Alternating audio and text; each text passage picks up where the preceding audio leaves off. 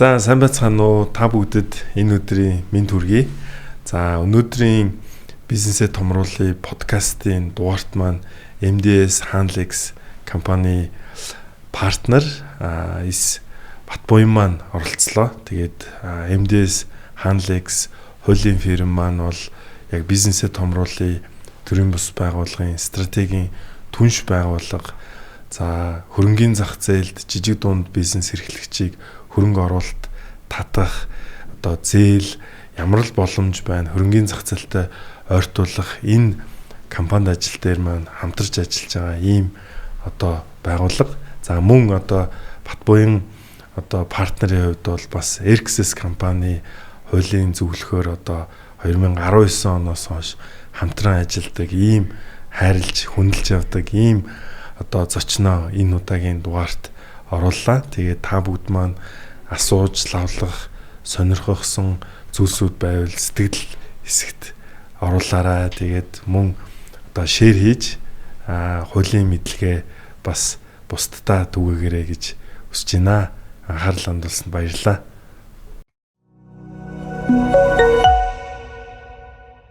За энэ өдрийн мэнд хүргэе. За Батбуян маань одоо миний хувьд бас нэлээд хайрлж хүндэлж явдаг хүн байгаа. Одоо энэ бас подкастынхаа дашранд хэлье. За тэгээд мөн одоо бизнесээ томруулъя community төрөмс байгууллагын маань стратегийн түнш болоод одоо та хэд маань бас өөрсдийн цаг завыг зарцуулаад Монголд жижиг дунд бизнесийг хөгжүүлэхэд хөрөнгийн зах зээлд ойртуулах одоо компанид ажлыг бас одоо 4 стратегийн түнш байгууллагын нэг нь болоод ингээд явж байгаа. Миний хувьд одоо дашнэм балжинэмтай одоо гоё юм дэмжиж бид нарыг орж агаад за юуны төрөнд бас их баярлалаа гэж хэлье. Тэгэхэд за өнөөдрийн урилгыг хүлээж авсанд мөн маш их баярлалаа. За хоёлаа яриагаа ер нь Батбуян маань карьераа яаж эхлэв те одоогийн бас өндөрлөгт ямар хугацаанд яаж хөдөлмөрлөд хөрөв энэ талаасаа ер нь яриагаа эхлэе. За өрсөнд баярлалаа. За миний хувьд болохоор ер нь яг ажлын гараагаа бол яг энэ хуулийн фирм мэргэжлийн зөвлөх хөшлөгийг үзүүлдэг ажлыг хийгээл явж байгаа. Одоогоор 12 жилийн хугацаанд яг энэ хуулийн фирмд ажиллаад анх бол associate гэдэг одоо туслах хуульчин гэдэг ийм юунаас ажиллаж эхэлсэн. Тэгээд ахлах хуульч партнер гэдэг ийм байдлаар одоо бол MDS Handlex хуулийн фирмийн партнер гэдэг ингэж явж байгаа. Яг энэ ажилласан хугацаанд бол одоо тасралтгүй л одоо яг бизнесүүдэд хуулийн зөвлөгөө үзүүлэх, өмгөөлөл маргаанууд дээр ажиллах байдлаар ингэж л ажиллаж явж байгаа юм уу. Ер нь Батбуян маань сургууль хаан төгслөө. Тэгээ хоёрт ер нь нөгөө MDS Handlex тэл анханасаа байсан уу үгүй юу гэдгийг бас асууж. Би болохоор Монгол Улсын их сургуулийн хууль зүйн сургуулийг төгссөн. Тэгээд яг одоо үндсэн ажил эрхэлсэн хугацаа бол MDS Handlex тэл тасалдаг байсан. Ерөөсөө юу? Оо вау ямар.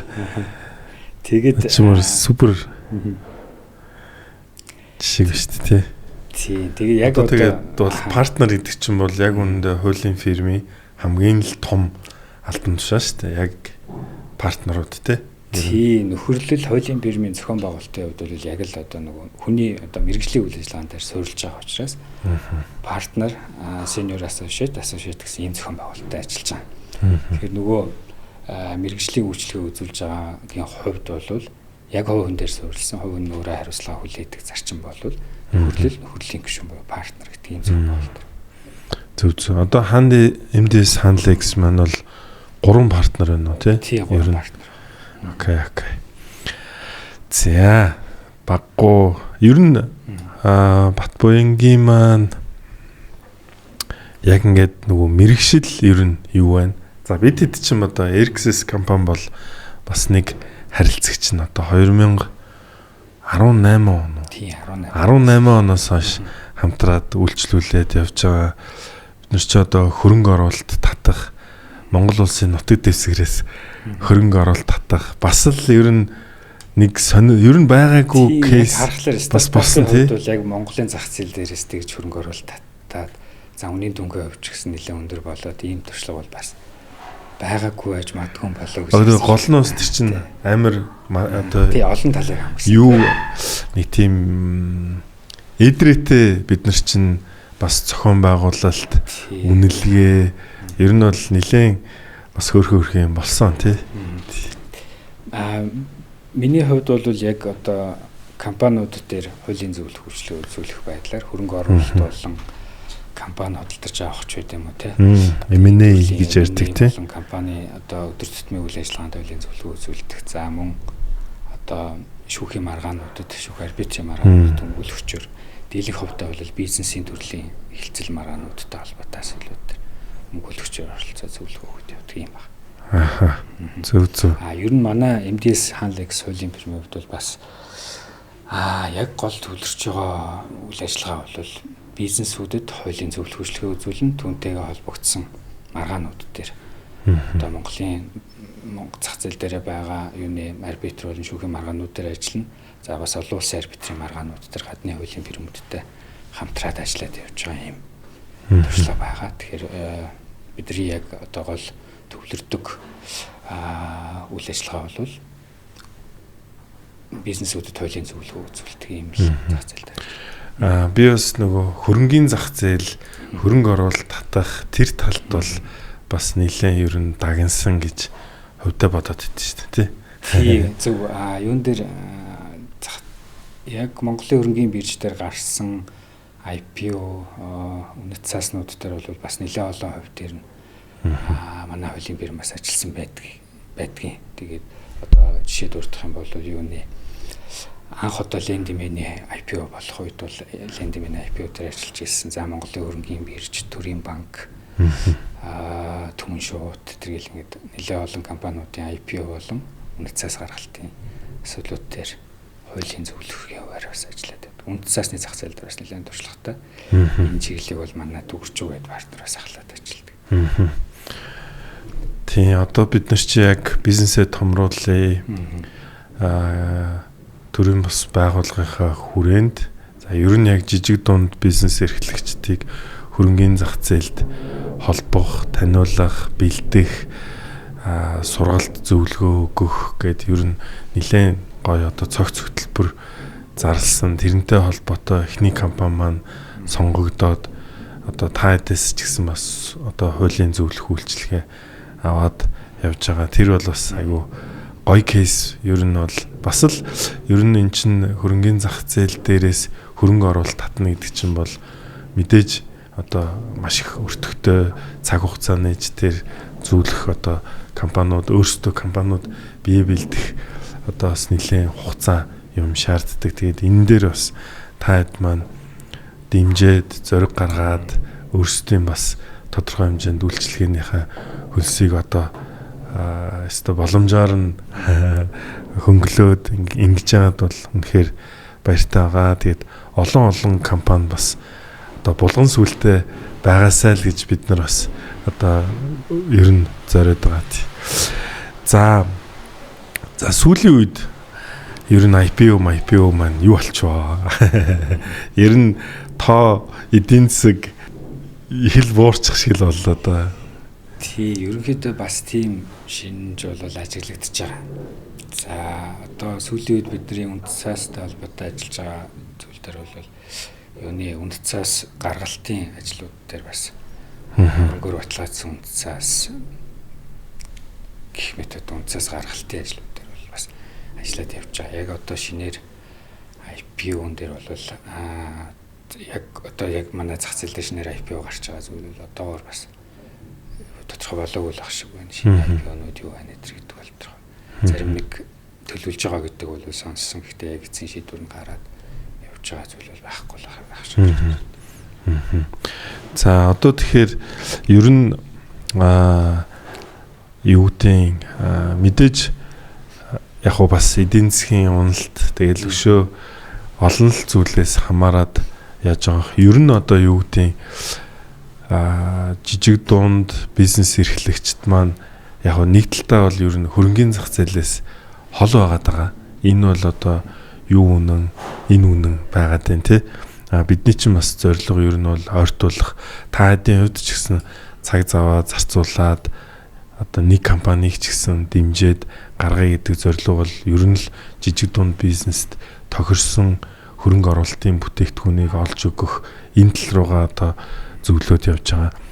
Ер нь та хэдийн хувьд ингээд туршлагаас ингээ харахад ер нь энэ компани одоо үүсгэн байгуулагдах үе эсвэл одоо тодорхой хэмжээнд бизнес томрох үе за эсвэл одоо яг merger and acquisition гэдэг тий худалдагдах, худалдан авах энэ процессуудад ер нь Монгол компани дээр тулгарч байгаа ер нь хамгийн том саад бэрхшээл тэр зүйл нь ер нь юу байна? Одоо ер нь бол хоёлаа илүү компаниудаа үүсгэн байгуулах гэж байгаа компаниуд байгаа. Эсвэл одоо өргөжчихөж байгаа хөрөнгө оруулалт татах гэж байгаа. Эсвэл одоо шинэ co-founder партнер нэмэх гэж байгаа гэд ийм компаниудад ер нь анхаарах ёстой. Ер нь энэ дээр бол бүр ингээд алдчихад байна гэдэг зүйл ер нь юу байна? Ер нь бол одоо үүсгэн байгуулах үе эсэл эхэлж байгаа. За яг хоо эхний үе шатнд бол зүгээр бизнес эхлүүлээд ингээл явчихдаг шүү дээ эрдийн туршлагаар тий. Тэглээ гэхэд одоо эргээд тэрийгэ хөрөнгө оруулалт авах боллоо гэдэг ч юм уу дараагийн шатнд гарах боллоо гэхэд нөгөө юмудаа цэцлэх хэрэгтэй болж байгаа. Хууль зүйн талаас цэцлэх хэрэгтэй. Одоо жишээ нь үүсгэн байгуулахдаа нэг 2-3 үүсгэн байгуулагч нийлээл тий. За одоо юу гэдгийг 30-30%-аар 33-33%-аар ингээд эзэмшээ явуулъя. Ингээл шууд байгууллаа явчихдаг. За гэтэл ингээ явцын дундаа нэг нь ажиллаа хийгээ болчдөг тий. Эсвэл нөгөө өгсөн үүрэг амлалт оруулах хэвээр хөрөнгө оруулалтаа хийхгүй болчдөг. Нэг тодорхой үзүүлэлтүүд тавьсан байдаг тий. Ийм хугацаанд ажиллана хөдөлмөрөөрөө ингэж оролцсон гэдэг тохирсон байдаг. Тэрийг хийхгүй болоо явчихдаг ч юм уу тий. Иймэрхүү асуудлууд бас их гараад идэг. Тэгэхээр энэ дээр нөгөө нэг анхнаалсаа л үүсгэн байгуулж байгаа нөхцөлд бол хувьцаа эзэмшигчдийн гэрээн дээрээ байж болох энэ асуудлуудаа нарийн зааж өгөх шаардлага үүсдэг. За яг анхнд одоо жишээ нь энэ дээр бол шийдэх боломж нь юу вэ гэхээр нөгөө вестинг гэдэг байна шүү дээ. Тэр үе шаттай хувьцаа эзэмшдэг.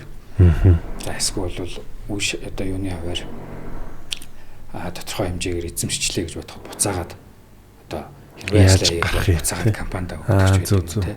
Иймэрхүү нөхцөл юмнуудаа тохиролцохгүйгээр явчихлаар за анханасаа би бол 30% та хүн орцсон байдаг. Гэтэл явцын дунд компани мөнгө олоод 2 нь ажиллаа хийгээд ч юм 1 нь ажиллаа хийгээд явцсан. Нэг нөхөр нь алга болцсон тий.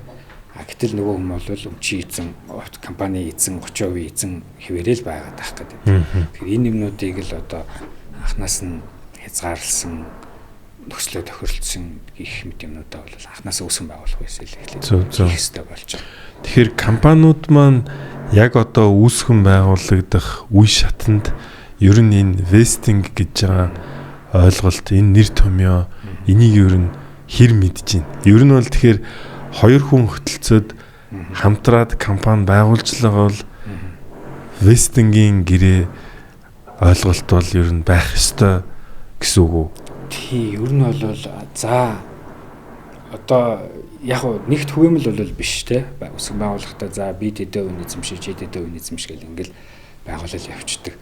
За тэгээ үнэхээр тэгээ байгуулад явцсан байгаа бол дараагийн шатанд гарахынхаа өмнө тэр асуудлаа шийдэхгүй бол мөнгө олоод төгссний дараа орлого олоод төгссний дараа ч үгүй юм нөгөөдг нь эргээд асуудал болоод байгаа. Тэгэхээр яг эхэнд нь бол мэдэхгүй байж болж юм те. Гэхдээ явцын дундаа тэр асуудлыг бол заашгүй шийдэх хэрэгтэй болж таарч байгаа. Зүгээр ер нь одоо нөгөө стартаптай холбоотой янз бүрийн хөтөлбөр юмнуудаас манайд улсдаас нэлээд явлаа шүү дээ. Тэр хүрээндээ ч гэсэн ер нь бол бас тодорхой хэмжээний мэдлэгтэй болж мэдээлэлтэй ч бас болж байгаа. Тэгээ тийм учраас бол за нарийн үнэхээр одоо нарийн зохицуулж чадахгүй байлаа гэж бодоход анханасаа тоглоомын дүрмээ ингээд ерөнхий зарчмын юмаа тохиролцож чадах юм бол тэрийг эргээд шаардах боломж нь бол манай хуулиараа бас байгаа юм л да.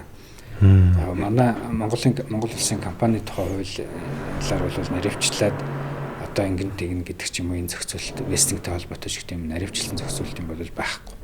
ерөнхий зарчмын асуудал компанид хувьцааны төрлүүдгээд ерөнхий агуулгын юмуд нь бол байгаа. Гэхдээ тэрийг энэ ч нөгөө бизнесийн чөлөөтэй харилцаа учраас та бүхэн гэрээ байгуулад хувьцаа эзэмшигчдийн гэрээ гэж байгуулж байгаа бол тэрэндээ тодорхой зааж өгөх боломжтой л байгаа даа. Нөгөө энэ ч нөгөө хувийн харилцаа чөлөөтэй бизнесийн харилцаа учраас хуулиар хориглоогүй хүрээнд нь бол ямар ч одоо тохиролцоо их боломж нь талуудад байгаа учраас тэрийг хувьцаа эзэмшигчдийн гэрээ компани дүрм мэтрээрээ зохицуулах юм шаардлага үүсдэг. Тэгэхээр ер нь магадгүй за тийм ер нь ихэнх тохиолдолд бол бид нар чинь бараг л нэг хүнтэй, хоёр хүнтэй компани одоо нэг хүн үүсгэн байгуулагчийн тоон цөөхөн харьцангуй ихтгэлцэлээр суурлал бараг нөгөө дефолт дүрм юмн дээр л бүх гэрээ юм хийчдэг штэ. Бид хэд ч гэсэн Эрксисэд бараг анх үүсгэн байгуулагдахдаа бол бараг тийм л байсан. Гэхдээ яг бас хөрөнгө оруулалт татахын өмнөх үе дээр бол яг тэр чин бид нар чин хувьцаа эзэмшигчдийн гэрээ гэдэг юм хийгээд үүсгэн байгуулагчдын гэрээ гэж бол бид нар хийгээгүй санаж байна тий. Тэгэхээр чин гол нэг хөрөнгө оруулалт боллоо. Тийм учраас бэлдэх юм хийя гэд тий. За хувьцаа эзэмшигч нэлээд л их чеклистүүд гарч ирсэн да тий. Хөрөнгө оруулалтын гэрээнээс өмнө энэ юмнуудаа бэлдээ. Ажилтнуудаа хувьцаа эзэмшүүлэхээр бол энийг шийдээ. Өөр одоо юу гэдгийг компани дүрмчин ингээд энгийн загвараар байгаа учраас шинэ хөрөнгө оруулагч орж ирлээ гэж бодоход дараагийн асуудлууд нь яах юм гэдэг юм тодорхой болгоод ингээд хөрөнгө оруулагчийн үднээс ч харсан энэ бол компани хувьд юмаа тодорхой болгоцсон засаглалын хувьд ч харцангуй сайтай компани юм байна гэдэг юм бэлтээ гэдэг юм руугаа ороод ингээд баримтчгээ эзэгцлэхээр өөрчлөлт оруулах шинжилгээ юмудаа хийжсэн тийм.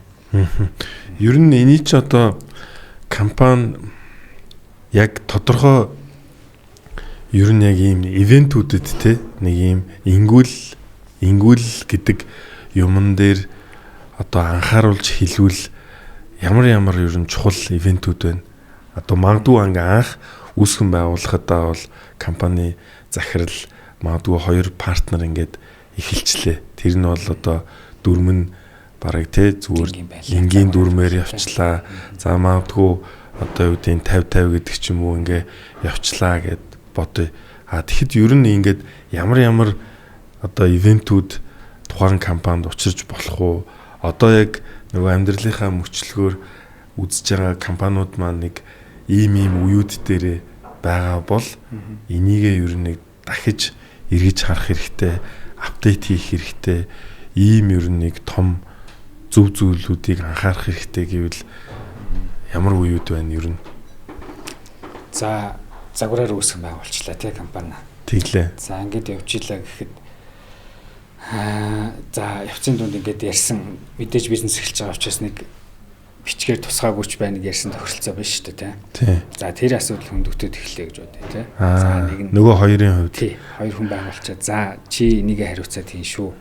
Одоо хөрөнгө оруулалт олж ирэх ч үгүй эсвэл энэ компани маркетингийг хариуцаад хийгээд яваараа гэдэг ч юм уу тий. Ийм тохиролцоотой хоёр хүн байлаа гэдэг. Нөгөө хүн маань хийхгүй болоод эхлэх үеэс л одоо энэ асуудлаа тодорхой болох хэрэгтэй болж байгаа байхгүй тий. За энэ оролцохгүй бол тэр визтэй гэдэг ингээд орхиод цаашаа үйл ажиллагаа явуулаа тий. Гэтэл нөгөө хүн чинь хувьтайгаа адилхан л байгаад байгаа тий. Компани 50% хувьцаа эзэмшигчийн хуваар за компани ашиг боллоо. Тэрнээсээ ногдол ашиг барьлаа. 50% хувьцаа эзэмшигч ногдол ашигын 50% авах хэрэгтэй. Тэр ийм учраас нөгөө асуудал хөндөгдөж эхлэхээс өмнө л урьдчилаад тэр асуудлаа тодорхой болгоцсон байх хэрэгтэй болох гэдэг. Асуудал болоод эхлэхээр шийдээ эхлэхээр оройтчих гээд байна тий. За чи юу яла ажиллаа хийсэнгүй штэ. Одоо би дангаараа энэ компани аваад явъя эсвэл өөр одоо фаундер оруулаад явъя гэдэг ингээд эхлэхэд нөгөө хүний үед би их хүсэлгүй байна гэх юм бол эргээд тэр нь маргаан болчтой. Шүүхийн маргаан боллоо. Шүүхийн маргаан ч одоо за манад хамгийн багтаал одоо жилийн хугацаа шаарддаг ч шүү дээ ер нь бодтой адил тэр. Тэр энэ хугацаанд нөгөө компани үйл ажиллагаа явуулж чадахгүй зогсдогч байд юм уу? Хөрөнгө оруулагч нар нь хоорондоо очиж болохгүй бизнесээ ингээд цаашаа явуулах дээр хүндрэлтэй асуудал үүсдэг ийм юмнууд болчдөг.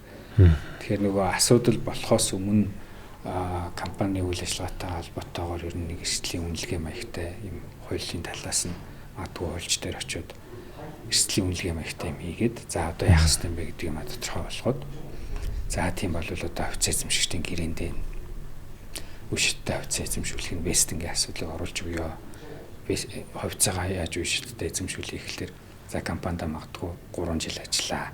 3 жил ажиллахдаа жилийн борлуулалтын орлого тэд байвал тэд хувьцаа аваад явъя гэдэг ч юм уу. Хугацаа бол үр дүнгээс хамаарсан төслүүдэд тавиад явдаг ч үгүй юм уу те. Иймэрхүү байдлаар юм зэгцэлж авах хэрэгтэй болж байгаа. Тэгэхээр яг уу ингээд мэдээж тийм компани ивентүүд бол янз янз л авах л та тий хөрөнгө оруулалт татах байна уу. За мэдээж IPO бол дараагийн яриг баг. Тэгэхээр ер нь бол одоо компаниудад маань тэгвэл одоо стартап байна уу, жижиг дунд бизнес эрхлэгчдэд маань хэр их одоо юу гэдэг за би ер нь тодорхой хэмжээнд нэг ирээдүйд байна уу, учирч болох эрсдэл дээрээ нэг үнэлгээ хийлгэх чи энэ бол уг нь бизнес эрхлэгчл байгаа бол бодох ёстой нэг зүйлэл байгаа даа шүү дээ. Ямар ч тохиолдолд тэгэхээр ер нь энэ ойлголт хэрв компаниудад мададлаа асар сул гэдгийг бол би өөр дээр мэдээлэл бол ялангуяа одоо жижиг дунд үйлдвэр эрхэлж байгаа юм бол яг л өөрийнхөө бизнес дээр төвлөрүүл явж байгаа тий. За одоо энэ бүтээгдэхүүнийг яаж сайжруулах вэ гэхүү гэд ингээд төвлөрөөд явж байгаа учраас яг нөгөө эргээд асуудал болж магадгүй юм дээр анхаарал хандуулах юм а жоохон хойшин тавиад байдаг. За гэтэл яг бүх хүчээр одоо бизнесийн үйл ажиллагаагаа сайжруулах гал ингээд зүтгэж ирлээ да.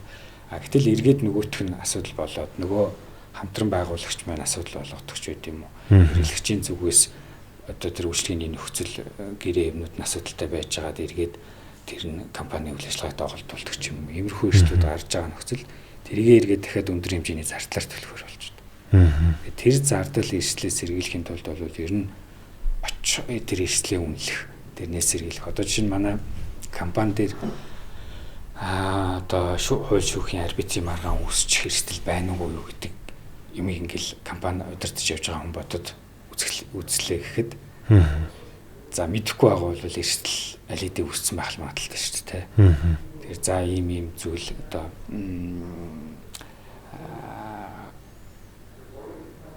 ингээл яг л үндсэн үйл ажиллагаа явж ил байдаг. Гэтэл эргээд нөгөө асуудал үүсгэж болох зүйлс маань эрсдэл маань юу гэлээ гэдэг юм аа гэж харахгүй бол энэ ч одоо ер нь үнийн дүнгээр төлөх магадлал жилдээ нэг үү 2 жилдээ нэг үү ер нь энэ эрсдлийн үнэлгээ гэдэг ойлголтыг суулгая гэвэл ер нь компаниуд маань удирдлагууд маань ер нь жилдээ нэг эрсдлийн үнэлүүлээд байх хэрэгтэй юм уу 3-5 жилдээ нэг үнэлүүлсэн байхад гайгүй байд юм уу ер нь нэг тийм одоо зорилго нь бол юу вэ гэхээр нэг зөв жишг тий мэдээж хин ч гэсэн ингээл анх бол партнертайгаа асуудалтай болъё гэж бол компани үүсгэн байгуулахгүй гэдг нь л тодорхой.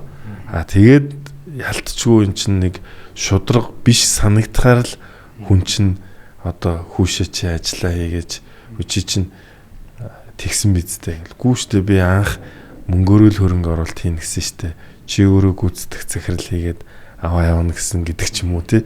Тэгэхээр ингээд мэдээж зүгээр анх бол маргаан хийх гэж одоо энэ чи ямар хол зорилготой өрөнд бизнесээ сайжруулна гэж хийж байгаа шүү дээ. Тийм бизнес хийн гэж хийж байгаа. Тэгэхээр ер нь энэ нэг одоо хэрсүү гэх юм уу тий байгууллага өөрөө ийм бас эрсдлээ харж чаддаг, тооцдог, тодорхой хэмжээнд төсөөлдөг энэ одоо соёлыг ер нь яаж сайн түгээх ёстой юм. Эсвэл ер нь одоо нэг тийм гайгүй гардаггүй маргаандыг эсвэл би айгүй тийм чуулчилж яриад байна уу тий. За одоо жишээ нь бид нартай ажилладаг компаниудын хувьд яаж явдаг вэ гэхээр өдөр тутмын үйл ажиллагаан дээр за компанидаа бол хуульчтай байна тий. Тэгэнгүүтээ одоо хуульчийнхаа одоо хийж байгаа хүрээнээс одоо бусад асуудал дээр одоо томоохон хэмжээний өмнө төвтэй гэрээ хэлцэл байгуулдаг ч үгүй юм уу. Эсвэл бол ямар нэг төрлийн шин төсөл эхлүүлэхийн өмнө энэний хуулийн нийцэл юу нь яаж байгаа вэ гэдэг ч юм уу те.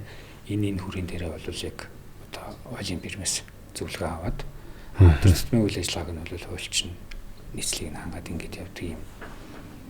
Жишээ байна тий. Зүгээр ер нь яг байнгын ингээд төсөв төлөвлөх боломжгүй байнгын хуульч ажиллах дээр бас зар одоо юутай байгаа нөхцөлд бол за нэг ер нь одоо компани үйл ажиллагаа маань гэрээ хэлцлүүд маань яаж байгаа вүлээ. Ер нь ямар асуудлууд гарч байгаа вүлээ гэдэг юм бол нэг жилдээ үнэлүүлээд явбал ер нь бас тодорхой хэмжээнд эрсдлээсээ сэргийлээд чадах боломж бас байгаа. Ер нь жилдээ нэг гэдэг бол классик тоо чадах уу тий? Яг уу зүгээр ер нь бол тогтмол хамгийн зөв нь бол тогтмол хуульч нь хянаад ажиллаад явах хэвээр. За тэгэл одоо төсөл хийх гэж байгаа, шинэ юм хийх гэж байгаа бол за компани худалдаж авах гэж байгаа бол шинээр компани байгуулах гэж байгаа бол ер нь бол хуульчаас зөвлөгөө авах нь бол эрсдлээ, ирээдүйн эрсдлээ хаагаал аль болох нөгөө том гарч болж эсвэл одоо том эрсдэл том дүнгээр төлж магадгүй юмнууд л хаагаал явах хэрэгтэй л дээ. За сая хоёлаа ер нь бол ингээд нэг тийм co-founderтай, партнертай үеуд ганц хоёр ярьчлаа л да. Зүгээр яг ингээд solo founder бай гэж бодъё л доо. Яг л ганцаараа одоо бизнесээ хийж байгаа бизнесүүд маань ер нь энэ төрлийн бас л чухал тий. Тэр тохиолдолд бол хөрөнгө оруулалт авахтай холбоотой л чухал. Тэн дээр яригдчих эхлэх. Тэрнээс өөрөө ингээл ганцаараа ер нь юм хийгээ явж байгаа бол за ажилтан хамт олонны хувьд дотоод журамч гэдэг юм уу эсвэл одоо харилцагчтай хийж байгаа гэрээ мэдээ хилцэл тэр талын юм л биш бол дараагийн байж болох кейс нь бол хөрөнгө оруулалт татах өргөжих талтай болчих чинь тий. Тэгээд за үйл ажиллагаа явуулаад эхэллээ тий. Хүмүүс аваад ажилтнууд аваад за нэг нийлүүлэгч нартай гэрээ байгуулад ч гэдэг юм ингээд ажиллаад эхэллээ гэж бодоход одоо нөгөө хөдөлмөрийн харилцаанд бас л хөдөлмөрийн гэрээндээ ямар юмнууд тусах хэвээр нэг талаасаа нөгөө хүний ажилуулах дээр одоо урамшуул болгох илүү үр хөтөлбөртэй ажилуулах тал дээр тэр баримтч гэрээ бодол гаргана. За бүр одоо юугаар эрсдлээрээ бодлоо гэж бодоход тохирохгүй байгаа ажилтныгаа яаж зугаалах хэвээр энэ гэдэг асуудал руу орол явна те. Яг одоо дотоод харилцаанд. За ягаад тагшаа үйлчлэгээ үзүүлээ гэж бодоход тэр одоо өөрөөс 100% хамаарахгүй байгаа эрсдлүүдэд хаах одоо тэр үйлчлэгээний гэрээндээ ямар юмнуудаа оруулах хэвээр. За одоо бусад компаниудтай аж ахуй нэгжтэй худалдаа авах ханган нийлүүлэлтийн гэрээч үү юм уу те. Үйлчлэгээ авах хатар гэрээ байгууллаа гэх тэр нь юугаа анхаарах хэвээр ямар гэрээтэй байх хэвээр. Гэх мэт одоо асуудал эрсдэл рүү л ороо авчих гэдэг. Зүгээр нэг загвар гэрээ байгуулаад тэгээ загвар хөтөлмөрийн гэрээ байгуулчлаа гэж нэг интернетээс татаж авсан юм а гэд байгуулчлаа гэж бодоод тэрийг үндэслээд нэг үнэ чөлөөлчлээ тэ ажилтнаа болохгүй байсан үнэ чөлөөлөө явуулчлаа. За гэтэл эргээд нөгөөх нь маргаан болоод ороод ирлээ гэхэд ажилгүйсэн хугацааны цалингийн төлнө эргээд тухайн хүнийг ажилтнаа авна. Тийм л үр дагавраар авчиж байгаа. Тийм учраас л нөгөө гэрээгээ сайн хийх ёстой. Одоо хөдөлмөрийн тэр гэрээ дотоод журам баримтчиг байвал тэрийг сайн одоо баримтчиг сайн одоо загвар шиг юм ашиглаад энэ дээр явуулчаас зөвлөгөө аваа гэдэг. Бидний зүгээс бол бас нэг ер нь SME жижиг дунд үйлдвэрлэл эрхлэгчнэд зориулаад ер нь бас нэг юм одоо зардал багтай юм үйлчлэгээ бас байх хэрэгтэй юм байна гэдэг нэг зүйлийг хараад тэгээд 2019 онд iGree гэдэг нэг систем хийсэн. За тэргээрээ болохоор бид нэр яг одоо энэ бизнесээ дамруулъя гэдэг одоо энэ явж байгаа төсөл шиг те юун дээр төвлөрөх хэрэгтэй юм бэ гэхээр за загвар бичиг баримт юмудаа бол харьцангуй боломжийн үнээр заавал одоо нэг хуульчийн төлбөр бол тодорхой хэмжээнд өндөр шүү дээ. Заавал хуульчд өндөр хөлс төлөхгүйгээр гэхдээ нөгөө компани маань үйл ажиллагаа явуулж байгаа учраас эрсдлээ тодорхой хэмжээнд хаасан ийм загвар баримтчгуудыг нэлээд сайн боловсруулсан ийм загвар баримтчгуудыг санал болгох ёо. За тэгээд энэгээрээ бол жишээ нь тэр хөдөлмөрийн гэрээ одоо ажил гүйцэтгэх гэрээч байт юм уу юм нийтлэг энэ гэрээнүүдээ системээс дамжуулаад татаж аваад үйл ажиллагаанд ашиглаад ингээд явах одоо бас явбал бас зүгээр юм байна гэдэг ийм одоо зорилгын үүднээс яг ийм систем оруулсан л да гэрээгээ баримтчгээр автоматар ухсардаг. Тэгээд одоо харилцагчийн зүгээс ашиглаж байгаа хүний зүгээс юугаа өгөгдлүүдэд оруулаад тэгээд өгөгдөлтөнд суурилсан байдлаар автоматар ингээд гэрээний нөхцөлүүд нь бий хийгдээд legal tech legal tech төрлийн ийм төсөл бас хэрэгжүүлээд явсан. За өөр бас ер нь одоо юуны хувьд одоо шүүхээр маргалаа гэж бодоход магадлалын хувьд хэрхэн үнэлэхийн боломжийг нь тодорхойлж өгөх тиймэрхүү төрлийн бас системнүүд бас их гэж оролцсон л дээ. Бас цаг хугацааны хувьд арай жоохон төрүүлсэн байгаад амжилттай болох магадлал бас арай жоохон буурсан болов уу гэж тэр төслийн хувьд бас хараад байна. Ер нь яг хуу бас таад маань тэгэхээр нөгөө дан гэл хуулийн фирм байх одоо уламжлалт хуулийн фирм гэдгийн төсөөллөөс бол бас нэлээд инновац шингээгээд би бас яг санаж ин л да. Ер нь таад ч бас Сингапур энэ төр хүртэл одоо хөтөлбөрт тэнцээл бас ер нь бол нэлээд өөрсдөө ч гэсэн нэлээд хөрөнгө оруулалт хийж ер нь legal tech буюу одоо хуулийн фирмийг технологижуулж яаж захим шилжилт хийх үү те энэ тал руугаа нэлээд бас инновацлог юм хийсэн санжин. Одоо ер нь энэ AI маань бас нэлээдгүй сайн хөгжиж байна. За ер нь одоо хуулийн фирм ирээдүйд байхаар байна уу? Эсвэл одоо бүр илүү одоо юу гэдэг магадгүй та хэдийн маань хийжсэн ай гэрээний төвшний юмыг AI-ууд хийгээд та хэдийн маань илүү үнцэн бүр ингээд гарч ирж харж байна уу? Ер нь зүгээр яг том зургаараа та хэдийн маань салбар ер нь яаж өөрчлөгдөх гээд байна? Тийм, ер нь одоо AI-аар орлуулагдах магадлал бол нэлээд өндөр байх шиг байна тийм. Яг одоо юуны төвшний ажил, бичиг баримт боловсруулалтын төвшний ч үт юм уу? Техникийн шинжтэй одоо хуулийн ажлууд бол AI-аар орлуулагдах магадлал бол нэлээд өндөр байх шиг байна. Зүгээр харин яг боловсруулалт хийдэг тийм, хуульчийн шийдэл гаргадаг ч юм уу тийм. Хуульчийн мэрэгжил туршлагад үндэслээд шийдэл гаргадаг. Тодорхой шийдлүүдийг санал болгодог. Энэ илүү бүтээмж, нөгөө бүтээлч үйл ажиллагаа бол илүү үнцэнтэй болох болов. Тэр хэрээрээ нөгөө техникийн шинжтэй ажил дээр зарцуулагддаг цаг хугацаагаа хэмжих юм бол зөв яг бүтээмжтэй ажилдаг, шийдэл гаргадаг, үр дүнд суурилдаг тэр юмнууд нь бол бас нэлээд илүү одоо чанар нь илүү сайжрах, бүтээмж нь илүү сайжрах юм болов гэж бол харж байна. Зөв. Би бас яг нөгөө өөрийнхөө кейсийг л одоо тийм ч одоо 19 он шүү дээ тий. 19 онд та хэдтэйгээ бол ер нь тэр шийдэл гаргах тал дээр бол нэлээд ажилласан шүү. Чи яг хуу үнэхээр ингээл үндсэн толгой компани, Америк компани, за Монголд нэг компани гэж байгаа. За гэхдээ яагаад хөрөнгө оруулагчид Монгол компанид хөрөнгө оруулах ёстой вэ гээл тий. Тэгэл за Төв Азийн орлого юмаа инкимаа үнэлгээ нь ер нь ийм байд юм аа. Энд чин захиурын хөндөд явах гэдэг компани. Гэхдээ Монгол бас хөрөнгө оруулагч маань хэрэгтэй байна гээл яг зүгээр тэр үе рүү одоо эн чин бараг 6-7 жилийн өмнөх үе рүү ингээд эргээд атсан чинь ер нь яг шийдэл гаргах процесс бол бас одоо компани одоо BDT-ийн хувьд бол ингээд хүслээ хийлээд ингмээр байгаамаа. Мэдээж одоо BDT чинь байгууллагын үнэлгээ бол бас нэлээд өөрсдөө бодоод нөгөө захиурын хөндөө шигэ бодоод үнэлээд байдаг. Гэтэл Монголд бас яг хөрөнгө оруулагч маань тэрийг зөвшөөрөхгүй байх шийдэл нь өөрөө айгүй ер нь зөвшөөрөхгүй л байсан л да.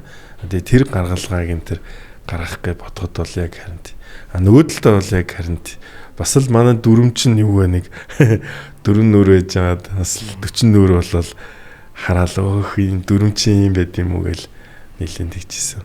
Тэгэхээр харин ер нь ирээдүйд бол илүү баг таадын бүтээмжийг л ер нь нэмээд илүү яг тэр solution тал дээр нэлээд явах бах тий. Одоо гаргалгаанууд одоо яг хуульчийн гол ажил бол за гэрээ баримтчиг юм хийлээ гэж боддог тий. Гэрээ боловсрууллаа гэж боддог тий. За тэгэхэд бол мэдээч нэг одоо тогтсон бас нэг харьцангуй боломжийн загвар гэж бол байгаа тий. Гэрээний хувьд тий. Одоо жишээ нь нэг одоо маргаанаа шийдэх одоо талуудын эр хөргөн юу байх юм гэдэг тогтсон харьцангуй сайн загвар бол байдаг. Гэхдээ тэр бол чухал биш. Яг хоёр одоо компани гэрээ байгууллаа шүү дээ. Энэ хоёрын хоорондын одоогийн нөхцөл байдал юу байна? За гарчуулах эрсдэл асуудал юу нь юу байна? Одоо хөрөнгө оруулалт авж байгаа тал юунаас болгоомжилж байгаа? Хөрөнгө оруулж байгаа тал нь одоо юу хүлээж байгаа те? Ямар үр дүнд хүрэхийг зорж байгаа? Тэр болгоно нөхцөл байдлаас хамаарат тэрийг нь баримт бичиг болгож гаргах, гэрэн дээр нь буулгаж өгөх л яг хөлчийн ажил байна. Тийм учраас одоо за технологиор шийдлээ гэж бодоход ч гэсэн за загвар хэсэг юмнууд бол мэдээж тодорхой тэр байдлаараа бол шийдэгдэнэ. Гэхдээ технологи бол яг хуульчин дээр бүтээлчээр үйл ажиллагаа явуулж байгаа хэсгийг бол яг шууд орлох магадлал бол одоогоор бас бага тийм. Тэгээд шүүхийн маргаан байна те. Шүүхтэр очиод үндэслэл тавиад хилцдэг. За гэхдээ ер нь бол ийм төрлийн кейс ингэж шийдэгдэх магадaltaй гэдэг үндэслэл юмнуудыг бол технологи ашиглаад харьцангуй мэдээлэлтэй болох боломжтой тий. Гэхдээ тэрийг очиод одоо хамгаалах ямар стратеги байх юм, ямар тактикаар оролцох юм гих мэт юмнууд бол яг л хөлчийн бүтээлч үйл ажиллагааны хэсэг дээр үлдэх юм бол. Зөв. За одоо ер нь юу гэдгийг манай ингээд Монголд бизнесийн орчин, хууль эрх зүйн орчин ер нь юу гэдгийг үнэлвэл ер нь 1-10 гээд зүгээр үнэлье гэж бодъё л да. Тэгвэл ер нь хэр бизнестэй бид нэр одоо ээлтэй хууль эрх зүйн ер нь орчин байдیں۔ Хоёрдугаарт би яг нөгөө одоо бид нар чинь ингээ 10 хэдэн жил бас болцсон. Ер нь Монгол улсын одоо бизнес хөдөлмөрийн зах зээлийн ингээд хууль юмыг харах сонсхолоор одоо илүү ажилтан талдаа байдаг гэдэг ч юм уу тий ер нь тиймэрхүү одоо нөгөө таадын хувьд ер нь дотроо хуульчд хоорондоо ярьдаг ч гэдэг юм уу тий ер нь тэр нэг орчин талаасаа хууль эрх зүй талаасаа за яг тэр гадны хөрөнгө оруулалт энэ тэрийг хаяа ер нь дотооддоо бид нар чинь ер нь хэр сайн орчинтой бай ер нь. За одоо зүгээр юуны хувьд манай одоо яг эрх зүйн орчин бол яг суур асуудал юмудаа л зохицуулсан. Одоо шинэ иргэний хуулиар ч үгүй юм компани хуулиар ч яг суур асуудал юмудаа л зохицуулаад явж байгаа. Тэгэнгүүтээ одоо яг хөрөнгө оруулах юуны бизнес эрхэлж байгаа хүнийг дэмжих ямар бодлого байгаа юм бэ гэдэг юм бол бас жоохон дутагдaltaй байх шиг байна. Одоо яг зөвшөөрлийн хууль ямар нэгэн зөвшөөрлгүй байх хэвээр үйл ажиллагааг ингэх хэвээр гэх мэт юм яригдж байгаа ч гэсэн яг бизнес эрхлээд явлаа гэхэд анханаас нь тэр амжилттай болгох талыг ямар одоо орчны хүрээнд дэмжих юм гэдэг талын юм бол зүгээр яг одоо өөрөө ч хувьд ч гэсэн бизнесээ явж байгаа хувьд бол харахгүй тий. Одоо энийг ийм одоо эрх зүйн орчны дэмжлэг байгаа учраас би одоо ингэж чадлаа. Одоо ийм боломжууд хүртлээ гэдэг юм бол байхгүй. Сэргээрээ харин ч одоо хаах хязгаарлагдах асуудлууд төртөх тийм тий. Тийм асуудлууд байна. Хөрөнгө оруулагчийн хувьар гэсэн яг манай хуулийн эрх зүйн манай энэ систем өөрөө хамгаалдаг байж ч тий хөрөнгө оруулагч Монголд мөнгө хийцэн байлаа. Та одоо хин нэгнтэй очиж гэрээ байгуулад хөрөнгө оруулалтаа хийцэн байлаа. Нэг ажлын амлалт аваад ингээд мөнгө оруулсан байлаа тий. Тэрийг эргээд хамгаалдаг систем нь яаж ажиллах юм бэ гэдэг асуудал чи яг чинь тий. Тэгэхээр за шүүхийн маргаан бол нэг нэг багтаа нэг жил болж байна. За шүүхийн шийдвэр гараад шүүхийн шийдвэр гүйцэтгэх албатаж гүйцэтгэх гэдэг юм руу очно. Тэгэхээр тэрэн дээр бол яг бодтойгоор бас шүүхийн шийдвэр Монгол улсад биелэгдэж байна уу гэдэг асуудалт. Иргэний шүүхийн шийдвэр гүйцэтгэлийн ажиллагааны биелэлтийн хувь нэг 21 орчим хувьтай байна гэсэн мэдээлэл байсан. Тэгэхээр өөрөөр хэлэх юм бол шүүхтэр очиод шийдвэр гарлаа. Тэрний биелэлт үр дүн одоо нөгөө төлбөрөө олж авч чадахгүй байгаа л асуудал үүсэж байгаа байхгүй. Тэгэхээр эн чинь өөрөө эргээд хөрөнгө оруулалт бизнесийн орчиндөө бас нөлөөлнө. Яа тэгэхээр эн чинь за юу юм бол болохгүй юм бол би энэ үнээс эргээд буцаагаад авъя. Асуудлаа шударгаар шийдвүлээд богино хугацаанд үр дүнд хүрээд ингэж явъя гэдэг итгэл байхгүй нөхцөлд. Яаж хөрөнгө оруулах хийх үү? Яаж хамтрах уу? Яаж бие биендээ итгэлцэл үүсэх үү гэдэг чинь бас эргээд ир чинь тэр бизнесийн орчны итгэлцэл дээр нөлөөлж байгаа болов гэж.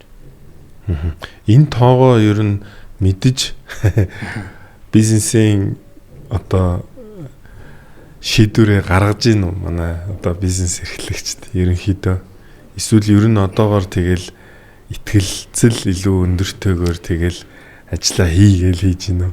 За одоо тэгээд энэ дээр чинь нөгөө эргээд гэрэл нэг нөгөө талаа хариуцлагажуулах асуудал руу орж. За барьцаа хэрэглэх ёстой юм уу? Торгуулалт байх юм уу? Үүргийн гүйцэтгэлийг анхаарах гэж нэрлэдэг байгаа тэр. Одоо за чи энийг хийхгүй бол энэ чинь барьцаалын энэ бүр хангай. Эсвэл бол одоо энэ дээр нь торгуул төлөвлөе гэдэг ч юм уу юмрхүү. Одоо бас нөгөө нэг гэрээний харилцааны л зохицуултууд руу орох болж байгаа юм л та. Гэхдээ эн чинь эргээд бас үр дүнд хүрэхгүй байх, би юмаа олж авч чадахгүй байх эрсдэл байна гэж харж байгаа нөхцөлд. За яг одоо юу гэх юм шийдвэр гаргалтанд нөлөөлнө шүү дээ. Энэ тоогоо одоо тэгэхээр чин таны хэлснээр бол ер нь нэг 100 асуудал байгаагийн 20 шийдэгдээд байна гэдэг 21% нэгэд хэлж штэ тэ. Тэгэхээр ч одоо нэгсэндээ за бизнестэй холбоотой гэдэг юм уу одоо нэг 100 асуудал байгаагийн 80 нь бол ингээд яг юу гэсэн үг ер нь шийдэгдэхгүй байна гэсэн. Шийдэгдэхгүй удаашраад байна л. Удаашраад. Тэгэхээр чин хүний цаг хугацаагаар нь эсвэл нөгөө ардгийн хэрэг хэдэн жил гэдэг лээ 3 жил 5 жил гэдэг л процесс руу орчод байна шүү дээ. 3-5 байтугай шуудаж ийн л та зарим тохиолдолд. Тэгэхээр одоо юу гэдгийг ажил гүйцэтгэгдсэн байдаг нөгөөх нь ажил гүйцэтгээгүй гэдэг ч юм уу. Тэгэл гүйцэтгсэн нь мөнгө олж авч чадахгүй 3 жил 5 жил болж гинэ л гэсэн 10 жил ч гэдэг юм уу болж гинэ л гэсэн үг шүү дээ. Тийм л гэсэн үг. За тэгэхээр ер нь бол таны үзэж байгаагаар Монголд бизнесийн хууль эрх зүйн орчин 1-10 оноогоор үнэлвэл тэгвэл ер нь хэд гэсэн үг 20 гэсэн үг юм уу 2 гэсэн үг 20%тэй гэдэг нь 2 оноо өхөө та хэдэн оноо өхөө. Гэхдээ ер нь бизнесийн орчин нэг одоо за яг одоо тийм идэдгээд нарийн тоо байхгүй нөхцөлд тий. За одоо тэдэн бизнесээс юм байна. Монголд одоо бизнесийн орчноос ийм одоо хөрөнгө ийм орчин байхгүйгээс л ингэж чиг гэдэг нарийн тоо байхгүй нөхцөл бас яг шууд тэгээд хэлэхэд бол би нөгөө албаараа тэгж асууад байна л да. Батмын яг ийм дундыг барьсан маш тийм политик өндөртэй хариулаад байгаа болохоор би ч бол яг ер нь бол тэгэхээр 2 оноо юм байна гэд би хувьдаа л бодчихъя. Ер нь бол тэгэхээр ер нь юу гэдэг яг энэ нэг бизнес эрхэлж байгаа хүн ер нь энэ хууль эрх зүйн талаар ер нь хэр сайн ямар ер нь яг мэдлэгийг хангалттай мэдлэг гэж үзэх үү? Ер нь одоо тодорхой хэмжээнд нэг яг бизнесээ эрхэлж байгаа хүн ер нь нэг ийм төрлийн одоо түрүүний жишээлбэл яг эрсдлийн үнэлгээ гэдэг зүйл бол яг би бас надад бол бас үе шин сонсогдож байна. Яг энэ шиг одоо ер нь ингээд удирдлагууд маань өнөөдөр ингээд ажиллаа хийгээл ингээд урдгаал хийгээл яваад байгаа эрсдлээ мэдхгүй байгаа гэдэг шиг өөр ер нь ямар төрлийн хуулиудаа маш сайн мэдсэн байх ер нь хэрэгтэй байгаа даа. Одоо нэг за ер нь одоо ингээд төрний хэлсэн үүсгэн байгуулахаас эхэллээ гэж бодоход л одоо үүсгэн байгуулагдахдаа хоорондоо юу тохиролцох хэрэгтэй байх гэдгээс эхэлж шүү дээ тийм. Тэгж байна. За үүсгэн байгуулагдчихлаа. За тэгвэл одоо нөгөө хүн авч ажиллах хөдөлмөрийн харилцааны асуудал гэж байна тийм.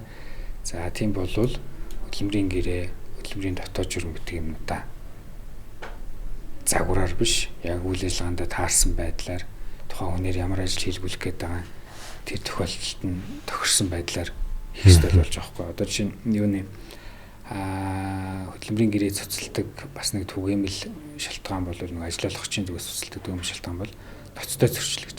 Хөдөлмөрийн гэрээний заас нь ноцтой зөрчил гаргасан бол гэж. Тэр үндслээр одоо жишээ нэг юу одоо ажил дээрээ зөксгүй амир гаргаад байлаа те. Зүгээр одоо болохгүй байгууллагын соёлд нь тохирохгүй нийцэхгүй асуудал гаргаад л. Тэгэхээр тэр хүнийг шууд чөлөөлөд явуулчлаа. За та манай компани тохирохгүй юм байна. Гэтэл маргаан үсгэлээ гэхээр за та хоёрын тохирсон хөдөлмөрийн гэрээн дээр энэ тохиолдолд хална гэдэг залт ч байгаа мó. Байхгүй бол та энэ үнийг буцаагаад аваа гэдэг л үр тавар дүр. Эсвэл бүр одоо ажиллаагүй хоногийнх нь одоо жишээ шүүхийн маргаан болоод жилийн хугацаанд тэр хөдөлмөрийн маргаан за 7-8 сарын хугацаанд үргэлжлэе гэж бодъё. Тэнгүүд эргээд нөгөө хүнийг нь ажилд нь эргээд очлооход энэ хугацааны цалинг нь нөхөж өгөө гэдэг шүү дээ. За хөдөлмөрийн харилцааны хувьд нөгөө талаасаа бол бас эн чинь нөгөө юуны ажилтнаа бас урамшуулах, дэмжих гэдэг асуудал байгаа шүү дээ. Учраас тэрийг яавал энэ үнд сайн муу аль тий яавал энэ үнд хөвцөөх, яавал дэвших, яавал цалинг нь нэмэх гэдэг юм да тодорхой болгочвол энэ бүхнийг тодорхой болгох зүйл чинь бол нөгөө хөдөлмөрийн дотоод журам баримтчгууд нь байгаа. Энэ юмдаа тодорхой болгочвол за би ингэж ажиллах юм бол хувьцаа энэ компанийнхаа хувьцаа эзэмшиж болж чадах юм байна. Гэт ингэж ойлгочих юм бол нөгөө бүтээмж үр дүнд хүрэх гэдэг асуудал чинь бас тэрийгээд байгаа шийдэх сайжрах те ийм зүйл. Хөдөлмөрийн дотоод харилцаан дээр зүгээр товчхондоо бол нэг ийм асуудал. Загадагшаа үйлчлэгээ үзүүллээ. Харилцагч. Хэрэглэгчийн гэрээ. Хэрэглэгчийн гэрээ. За хэрэглэгчтэй мэдээж бол өөрөөс хамаарах алдаа гаргаад асуудал үүсгэлээ гэж бодоход бол хариуцлага хүлээн. Гэхдээ өөрөөсөө хамаараагүй бусдаас хамааралтай асуудал ямар нэгэн нөхцөл байдал үр дагавар юмнуудыг хэрэглэгчийн гэрээгээр зохицуулна. Нөгөө талаасаа хэрэглэгчийн гэрээгээ нөгөө компани дотоод юмтайгаа уялдуулж өгөх юм бол тэр одоо юугаа ажиллаж байгаа системээ баримтчгээр л удирдах байгаа байхгүй да. Одоо за хэрэглэгчээс гомдол ирэх юм бол гомдлын энэ хэрэглэгчийн гомдлын энэ сугаар нь ингэж дамжаад тэрэн шийдээд ингэж хариу өгнө. Энэ юмнуудаа бол нөгөө хэрэглэгчийн гэрээ тэрийгээ дагалдсан компани үйл ажиллагааны журам юмараа л зохицуулж өгч байгаа. Одоо процессжуулж байгаа юм баримтчиг болгож л баталгаажуулж байгаа шүү дээ тий. За тэгээд эргээд төрөний нөгөө хөдөлмөрийн асуудалтайгаа холбоход энэ процесс дээр хаана алдаа гарсан юм бэ? Энэ алдааг хэн гаргаад хаана асуудал үүсээд байгаа юм бэ гэдгийг бас тодорхойлж чадах гэдэг шүү дээ. За тэгээд нөгөө хэрэглэгчийн гэрээ тэгээ холбоотойгоор эргээд хэрэглэгч асуудал үүсгэлээ гэвэл ямар хариуцлага хүлээх юм гэдэг юмудаа оруулж өгдөг ч юм уу те. Ийм асуудал. За нэг шинэ бүтээгдэхүүн шинэ үйлчлэг гаргах боллоо. Тэр нь магадгүй зохицуулалттай зах зээл дээр хамаарах байж магадгүй те.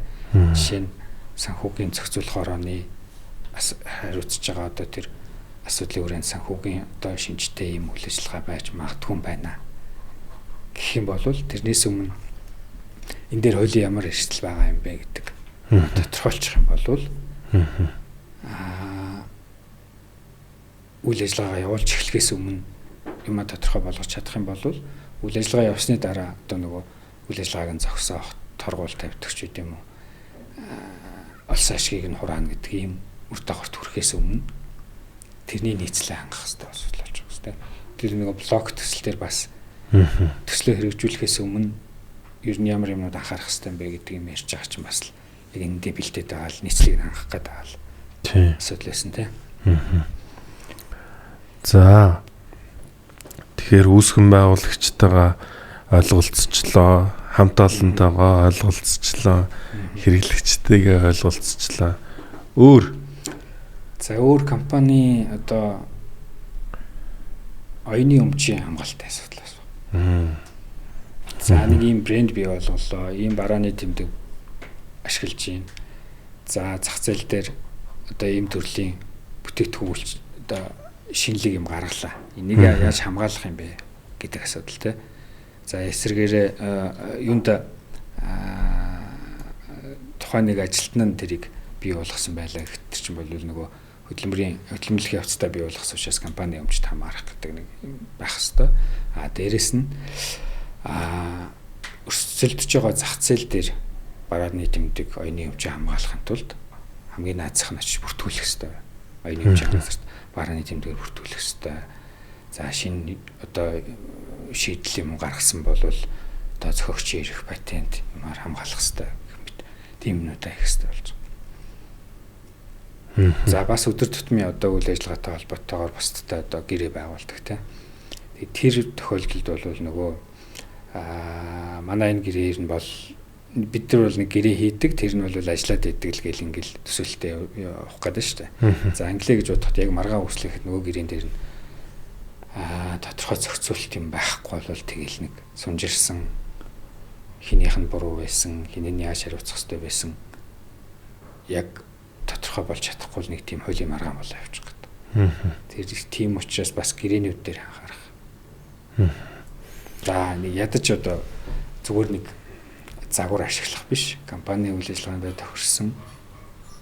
За манайх ямар бүтээгдэхүүн байгаа тэрэндээ тохирсон загвар гаргадаг тий. Тэрийгэ одоо компани хариуцсан хүмүүс нь за энэ дээр бол нэг ийм асуудал гардаг шүү гэдэг төсөөллийнхаа үндсэн дээр бол тэрийгэ хуульчтай хэлнэ, хуульчин тэрийг үндэслээд тэрнээс хамгаалах, сэргийлэх ямар юмнууд байж болох юм гэдэг юмыг тооцоод тэр залтуудыг нээж өгнө тэ. Тэгээ явц дундаа бол нөгөө кейс гарах юм бол асуудал гарах юм бол тэрийг нэмж чаддаг ажиглах хэрэгтэй болж. Ер нь одоо юу гэдэг юм ихэнх жижиг дунд бизнес эрхлэгч бол яг байнгын юм хуульчтай байна гэдэг бол орон тооны одоо яг хуульчтай байна гэдэг ойлголт бол хэцүүлтэй тий. Ер нь бол тийм юм бол би одоо яахгүй л байна. Тэгэхээр ер нь бол бас ингээд сонсоход бол олон л эрсдлүүд байх боломжтой л байгаад шүү дээ тий. Тэгэхээр ер нь тэр нэг боломж хэмжээнд л өөрөө бууруулж чадах. Тийм тэрийгэ бууруулахын тулд ер нь л яг нэг жилдээ одоо юу гэдэг нь тодорхой категори болгон дээр нэг бол ревю хийчихэд бол ер нь алцахгүй байх боломжтой л юм байна тий. Ер нь бас одоо за нэг шинэ бүтээгдэхүүн үйлчлэгээ гаргалаа гэж бодоход тэрнийхээ үйлчлэгээний нөхцөлийг нэг хойлчаар хянуулдаг ч үгүй юм уу, ийм юм бол ер нь хийх зайлшгүй хэрэгтэй юм болов гэж харагдаад байна. Энэ ер нь тэгээд соёл маань ер нь хэр байна? Ер нь компаниуд болгоод ер нь яваад байна уу? Эсвэл ер нь одоо юу гэдэг энэ мэдлэг чадвараа дээшлүүлэхийн тулд ер нь компаниуд маань юу хийдیں۔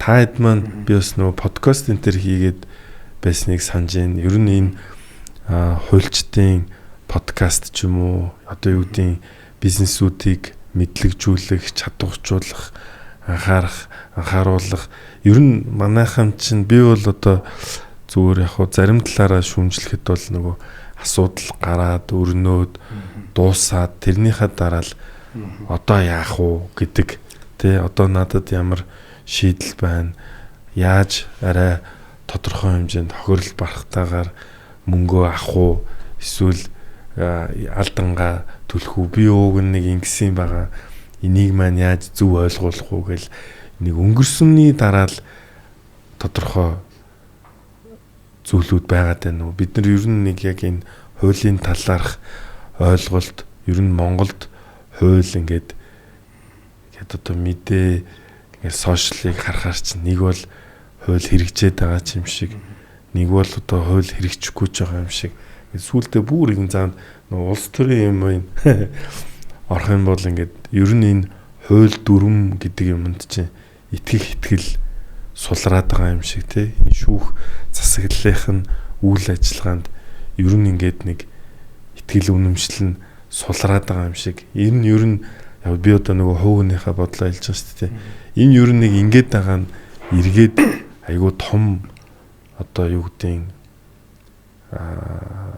том зургаараа бол их л муу юм л нэг доороос нь ингээл нэг жижиг юмар ингээл нэг мэрээд байгаа юм шиг л харагдаад идэг тийм. Амар ерөнхий асуулт асууж. Зүгээр зарим тохиолдолд бол яг одоо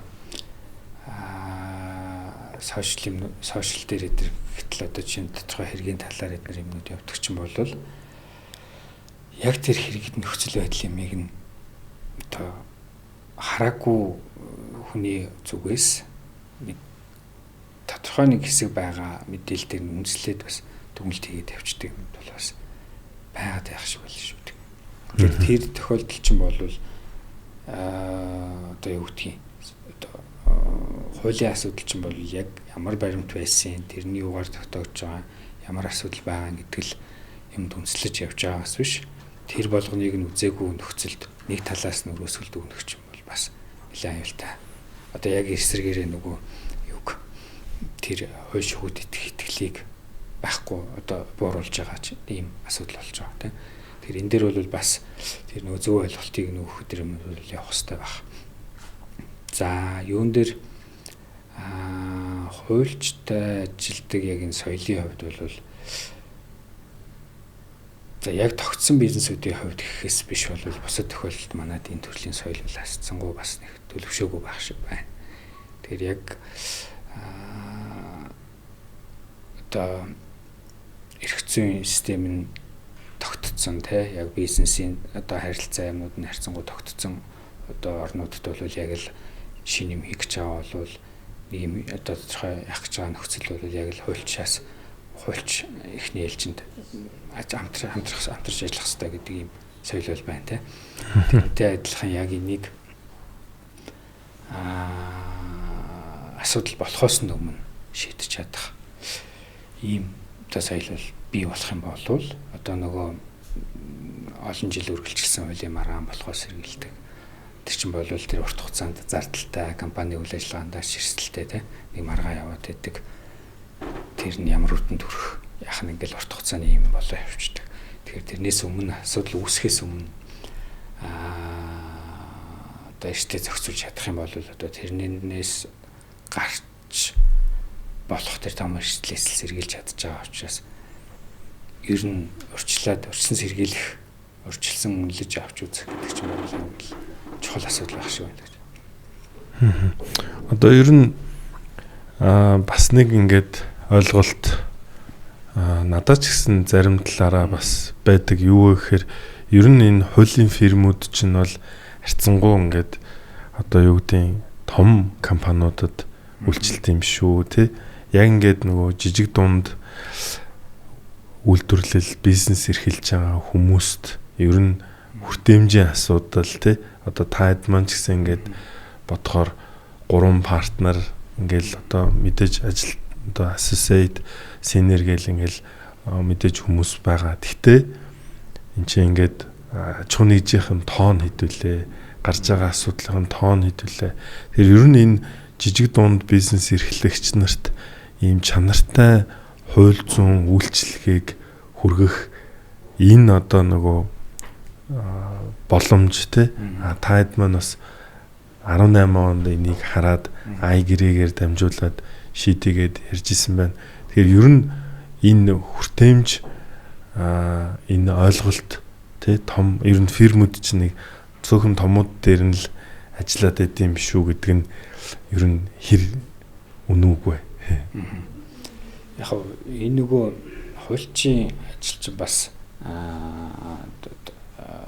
нэг талаараа бас нөгөө нэлээд стресс, цаг зав, үйл ажиллагаа юм шаардсан учраас тодорхой хэмжээнд зардал ялцчгүй тодорхой хэмжээнд болж штеп. Тийм учраас жижиг дунд аж ахуйн нэгжүүдийн хувьд бол яг энэ дээр зардал төсвөлж тэртээ жоохон хүндрэлтэй байгаа нөхцөлд бол ер нь бидний зүгээр түрний ярьсан бас харсан боломж нь бол бас технологи ашиглаад тодорхой хэмжээнд шийдээд явах тэр талын тэр нь бол илүү бас бол илүү хүртээмжтэй байж чадах юм болов уу гэж хараад байна. За мэдээж дараагийн шатнд гарч байгаа нөхцөлд бол яг л одоо жишээ нь IPO хөлөө гэж бодох бол хуульчийн одоо хуулийн зөвлөхийн дүгнэлт дээр шаардлагатай болно те. Тэр энэ процессор л явна. Тэрнээс наан бол яг энэ зардал төсөвлөх төр юм дээр бол технологи ашиглаа шийдэх боломж бас харьцангуй байна л гэдэг үднээс л бид нар юм бас нэг технологийн систем өдр юмнууд хийх гэж оролдож үзээд байгаа юм л да.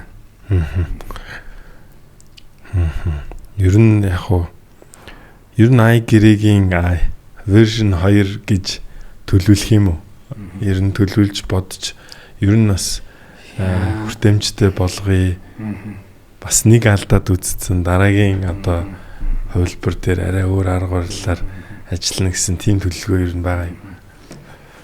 Яг одоогийн байдлаар бид нарыг үндсэн бизнес дээр их юм үндсэн үйл ажиллагаа явуулж байгаа зөвлөх үйлчилгээ маргаан хөлтлийн энэ үйл ажиллагаан дээр бол төвлөрөд явж байна. За ер нь одоогийн технологийн боломж юмнуудыг харахад ч гэсэн бас илүү сайжруулалт хийгдээд одоо нөгөө илүү хэлбэр болгоод явах шийдлүүд бас байна гэж бол харагдаад байгаа. Гэтэ яг ойрын хугацаанд бол энийг сайжруулах талын юмд бол яваагүй байгаа. Тэгээ бид нар яг үндсэн үйл ажиллагаанд төлөвлөж байгаа. Ер нь бол цаашд бол бас бодож ил байна.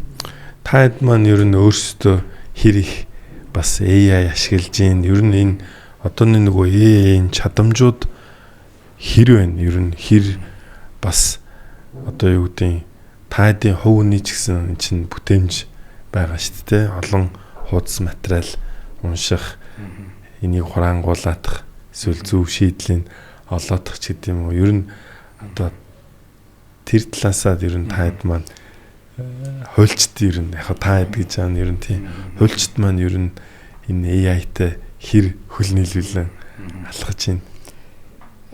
Ер нь бол яг за монгол хэл дээрч англи хэл дээр бол ойлгомжтой байна. Монгол хэл дээрч бол нэлээд сайжирсан. Одоо энгийн төвчний баримтчиг юмнуудыг бол боловсруулж харах тэр юм дээр бол ямар ч асуудалгүй байлаа. Хуульчдын зүгээр нэг энэ дээр яг шууд ашиглахаас боломжлж байгаа асуудал бол нууцлалын асуудал.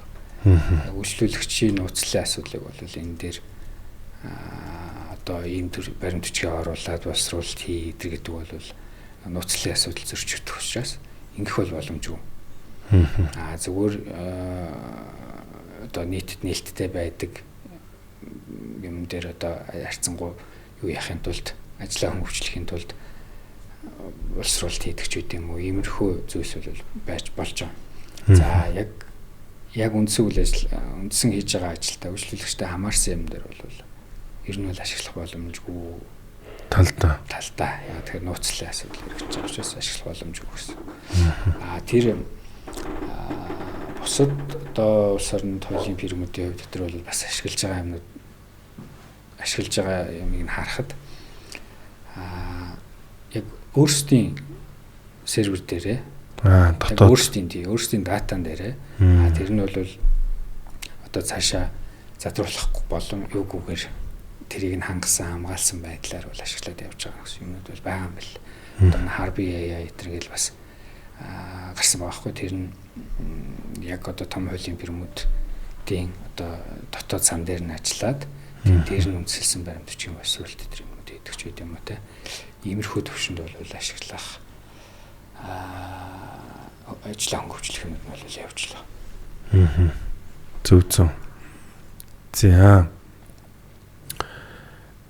Одоо ер нь юу гэдэг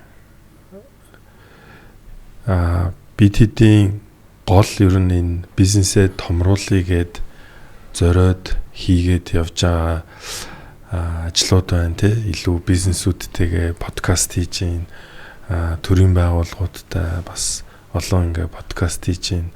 За гол одоо бид нар чинь бас ер нь энэ хөрөнгөний зах зээлийг ер нь жижиг дунд бизнесүүдтэй ойртуулъя, ойлголтын нэмийгээд явж гин. Тэгэхээр одоо та хэд маань юу гэдэг хамтарсан сургалт хийх өшөө илүү одоо юу гэдэг хөрөнгөний зах зээлд нэг ч гэсэн ингээд байгууллагуудыг ойлголтын илүү сайн өгөөд явах тал дээр бол хамтраад ажиллахад бол нэлээд нээлттэй.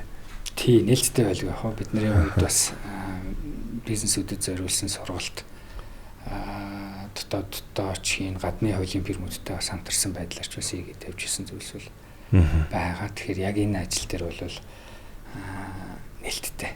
Тий. Таад маань ер нь яг хөө ингээд бас сонсохоор ер нь бол тийм ай гэрээ гээл өөрсдөө бас legal tech хийгээл би бас бараг чинь нэлээд дээр илүү подкаст бас таад маань ямар ч гэсэн хийжсэн нэлээд тууштай хийжсэн тий. Тэгээд тийм ер нь бол яг хөө бид хэдийн зүгээс бол одоо яг бид хэд ч гэсэн нөгөө өөрсдөө бас одоо илүү IT-г таниулах, сурталчлах талын юм хийгээд фейлдсэн юмнууд бас мэдээж маш олон. Тэгээд бид нар чинь бас яг ер нь бизнесээ томруулъя гэдэг төрийн бус байгууллагыг үүсгэсэн гол зорилго санаа ч гэсэн ер нь компани одоо дангаараа энэнийг одоо IT-г ойлгуулах байна уу, хууль эрх зүйг ойлгуулах байна уу, эсвэл одоо хөрөнгөний зах зээл брокер дилерийн компани үйл ажиллагааг одоо ойлгуулах байна уу те эн чинь өөрөө хэцүү юм байна. Ер нь бол хамтарч хийх, зардлаа бууруулад хийх магадгүй одоо яг хэрэгтэй хэрэглэгчдийн цуглуулад өгдөг тэрэнд нь сургалт хийдэг.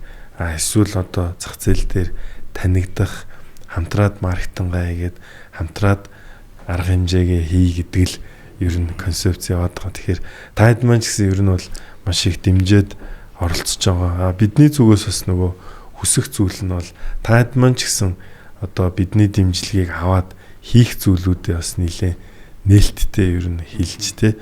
Ийм төрлийн асуудлууд ер нь байна. Энэ дээр одоо хамтарсан мэдээлэл өгье, подкаст хий. Бид нар ингээд нэг удаа бас подкаст хийгээд өнгөрөх гэхээс илүүтэйгээр дараагийн магадгүй подкастыг илүү арай кейс дээр төвлөрөөд эсвэл ер нь түгээмэл ийм юмнууд гараад байна гэдэг дээр төвлөрөөд эсвэл таадынхаа ч гэсэн нөгөө ирээдүйн жижиг дунд бизнест одоо чиглэсэн ай гэрээг таниулах, сурталчлах юм дээр ч гэсэн ер нь бол нээлттэй байгаа шүү. Тэрийг бас таадтай нэмж хэлээ тийм. Тий, ер нь бид нар бас одоо энэ хуулийн мэдээ тэргээл бас подкаст, хуульч подкаст эднэргээл бас хийжсэн үү тий хийгээд явж исэн. Тэг яг энэ төрлийн ойлголтыг нэмэгдүүлээд мэдээлэл олох бол бас нэлээд чухал юм байна. Тэгэхээр хэдүүлээ бас энэ дээр хамтраад ажиллах дээр бол бүр нээлттэй байгаа байна. Та бол гэхдээ бас түрүүн ингээ хэлчлээ тий. Ер нь одоо юу гэдэг монгол хэл дээр AI-юуд маань бол асуудлыг бичгэд бол ойлгоод байна. Тэг OpenAI юу, Cloud юу. Тэгэхээр ер нь бол эхний ээлжинд бол AI-г бол ашиглаад бас асуучхад бол гэмгүүл юм байна. Ер нь бол тий. Тэгээд илүү одоо юу гэдэг мэдээж эн чинь компани онцгойсон кейс нөхцөл энэ болгон чинь бол нэлээд л одоо тустай одоо ялгаатай шүү дээ. Тэр үед бол ер нь ямар ч тохиолдолд эрсдлээ нэг үнэлүүлээд авахд бол ерөнхий ойлголтыг бол өгч чадаад байна тий. За зарим тохиолдолд нэг асуудал байгаа нь бол яг үнэхээр тийм биш байхад одоо хуулийн зарим нэг асуултан дээр бол нөгөө буруу хариулт гаргаж ирээд байгаа. Тэр нь бол яг үнэхээр тийм юм шиг, үний юм шиг хариулт өгч байгаа тэр юмуд бол бас байгаа. Төрөгдүүлж байгаа юмнууд бол мэдээж байгаа. Заавал давхар шалах хэрэгтэй. Зүйл байлаа. Мэдээж одоо Монголын бас яг тэгэл хуулийг бүрэн хуульчдын хэмжээнд нөхцөл байдлын хэмжээнд ерөнхий мэдээлэл авах хүрээнд болоод байгаа тийм. За тэгвэл ер нь өнөөдрийнхөө подкастыг үгээр өндөрлөе. Таадтай бол ер нь вебсайт, тэгэл Facebook бүхэл суугаар холбогдох боломжууд нээлттэй байгаа тийм нээлттэй байгаа. Окей. За тэгээд дахин хэлэхэд бол мэдээж бизнесээ томруулъя. Одоо төрийн бусдаагаа хамтраа таад маань бидний үйл ажиллагааг дэмжиж за ер нь бас одоо ойр байж ер нь жижиг дунд бизнесүүдтэйгээ бас одоо хөрөнгөний зах зээлд ойртуулъя, хамтрая гэд хэлж байгаад одоо дэмжиж явж байгаад бол дахин баярлалаа. Тэгээд бас дараагийн би бас зүгээр бодоод байгаа нь бол ер нь жилдээ нэг тодорхой хэмжээнд бас ярилцаад яг эсвэл яг хамтарсан сургалт энэ төр хийгээд яг нэг ийм ниш зүйл дээр бол бас яах юм байна даа л гэж хамтарч явах юм байна гэж бодож байна. Сургалтын хувьд за ер нь нэг нийтлэг гараад байгаа ямар асуудал байдгийг эрсдлээ хуулийн талын эрсдлүүдийг ер нь яаж удирдах хэвтэй юм. Ялангуяа гүйцэтгэх удирдлагуудын төвшөнд хууль талын эрсдлийг удирдах дээр ер нь гол анхаарах хэвтэй юмнууд юу гэдэг талын сургалтууд бол бас төлөвлөд явж байгаа. Тэр бас хэдүүлээ хамтраад тэгээ таадынхаа сургалтыг түгээж өгөх, таниулах ньюслетерээр хэрэглэгч одоо манай арга хэмжээнд бүртгүүлсэн, үзсэн, оролцсон хүмүүсүүд бас байдаг. Тэгэхээр тэрэн дээр бол бас бид нар мэдээллийн түгээж өгөх ажиллах дээр бол нэлттэй шүү. За баярлалаа. Энэ удаагийнхаа тэгвэл дугаарыг ингээд өндөрлөе да. За баярлалаа.